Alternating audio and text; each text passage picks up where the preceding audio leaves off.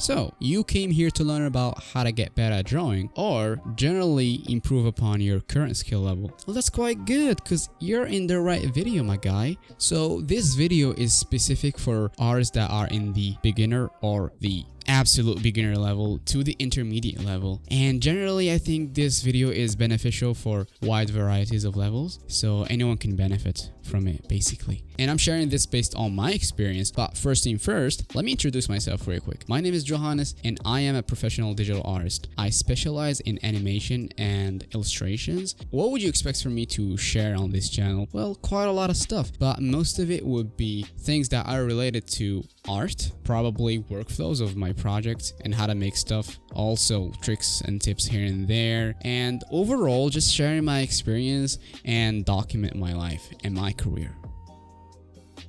So as an artist, we all have started somewhere. I mean, we all had different experiences, different reasons, different motives that kept us doing what we're doing right now. And for me personally, I've started when I was 4 years old, and it was, that's the first time that I discovered how drawing works. And I just started drawing like a bunch of animals, bunch of cartoon characters, and let me just say, I was very obsessed with drawing animals. I drew a lot of animals. I was watching a lot of documentary about animals, and it was kind of inspiring to just keep drawing animals. At one point, I switched things up and I've no longer draw animals, and I just started drawing a bunch of portraits, bunch of people, like faces, especially faces and eyes. I don't know what was the motive of doing that, but let me just say that it was very intriguing. When I was drawing animals and cartoon characters, nobody cared about it. But when I started making realistic portrait, people were like, whoa, this is very cool. How do you do that? And I was like,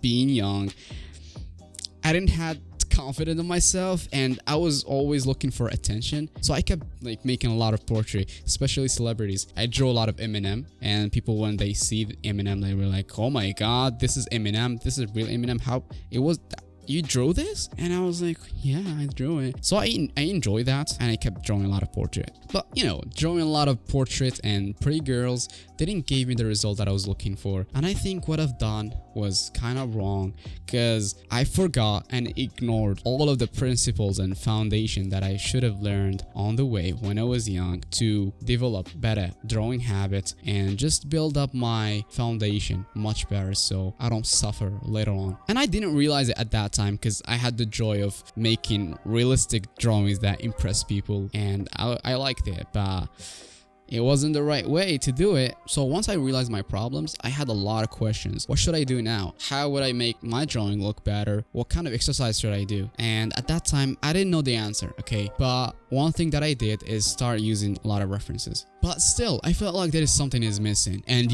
practice make perfect. So having an exercise and practicing routine is crucial to develop any type of skill. So I had the question of what kind of exercise that I can do that would help me improve and get me better at drawings and just strengthen my skill. So I've came to the answer quite recently, probably 5 to 6 months ago. I've learned this from an artist that I've been teaching for 30 years. So I had to believe him because he knows what he's talking about. I mean, 30 years of teaching experience is quite a long time. So in this video, I'm going to share with you the 4 exercises that actually and drastically improved my drawing and just gave me some flexible hands.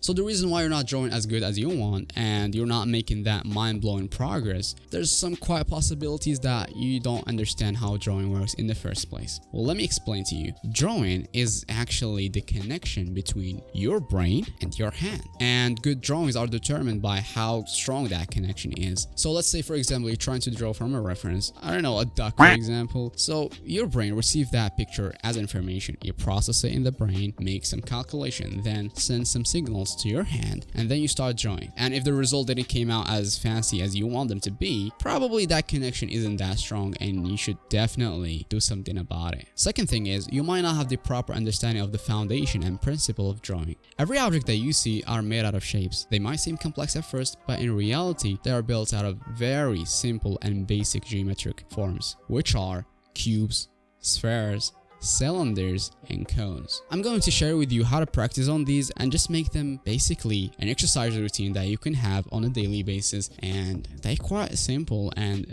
they might be enjoyable but might be boring for some people.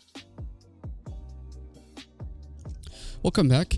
Now we're gonna start with the good stuff, the important stuff, which is showing you the exercises. We're gonna start with cubes, okay? And cubes are very essential. They are the most important shapes out of these 4 shapes, and having the understanding of how cubes works on 3D dimension is very essential, okay? So, for me personally, I freehand draw them because I already have a good understanding of how perspective works. I reference the perspective of an object that I see in my surrounding or in my room. For example, if we got a table, and I'm gonna go like roughly explaining this. So what I do is I try to determine where is the point of perspective that this table is following, okay? I try to determine that just in my brain, and I try to draw a cube, not the actual table, a cube following the same point as this table is following, okay? Then I just start drawing this cube, okay?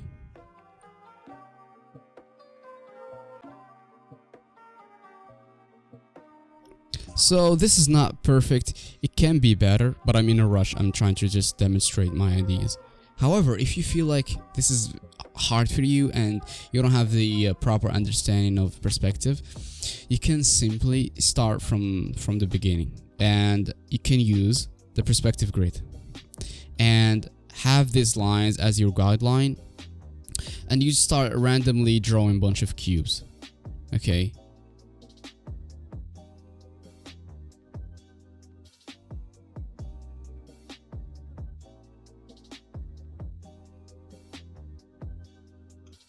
So you got the idea. I just draw them like very quick to give you a demonstration of how to do this exercise. I don't advise you to draw like this, you know, sketchy. It's not clear, and preferably I would advise you to draw like this, you know, just with straight lines, straight lines, straight lines, okay, straight lines. This is much better. This way you would have more clarity in your drawings and they just look very clean. And this way you would improve your line work, okay? You would have much more confidence. So this is all of it for cubes, okay? Very simple. You gotta draw a lot of them, okay? A lot of them. You either follow the first method, which is referencing the perspective of an object and drawing a cube following that perspective. Or if you're still facing some problems with perspective, you use a perspective grid and have this as a reference and guideline to make you understand how this works. Okay, so let's move on to the next one. Okay, now we've got spheres. Spheres are very, very challenging, and at this point, I still struggle to draw a perfect circle. But with this exercise, I've actually improved quite a lot with drawing spheres. And there's a trick on how to make spheres quite easy to draw.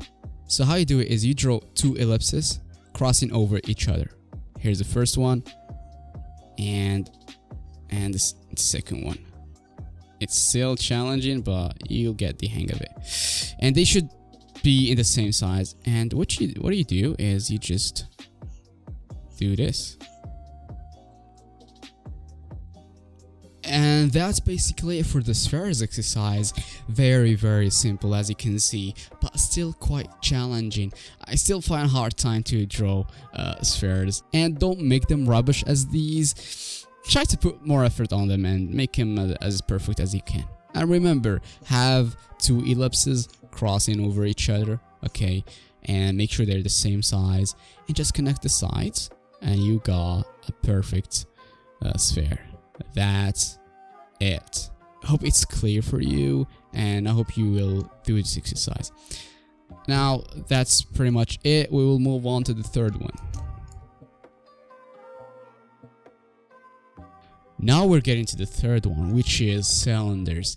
As we saw in the previous one, we gotta draw 2 ellipses, but the only difference is they gotta be parallel to put it easy. Once you draw the first ellipse, okay, determine the center point, and then draw a straight line going in a 90-degree angle Then just draw the second ellipse and it should be the same size as the first one.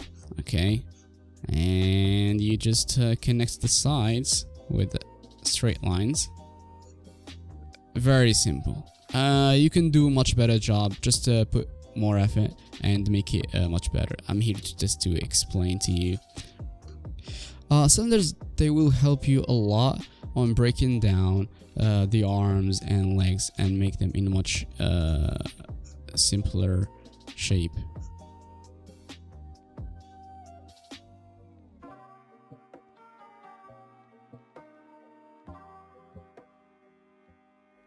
Now I hope you got a good understanding of how to practice on these.